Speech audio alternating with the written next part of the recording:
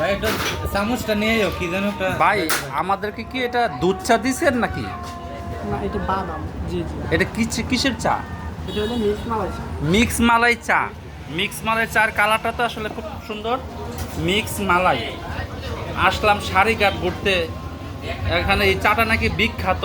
17টা 18টা জেলার লোকজন এখানে চা খাইতে আসে। আপনারাও আসবেন সারিঘাট আসলে, এই যে দেখেন দোকানের ছবিটা দেখেন, এখানে চা খাইতে আসবেন। হ্যাঁ, ঢাকা শহর সহ আশেপাশে যত এলাকার লোকজন আছে এই যে এখানে চা খাইতে আসে। দোকানের নাম হচ্ছে তান্দুরি চা ফু দিয়ে খা। ভাই দোকানের নাম কি? তান্দুরি চা ফু দিয়ে খা। ফু ছাড়া কি ভাই খাওয়ান যায় না? চাটা একটু ঠান্ডা হলে খাওয়ান দিব।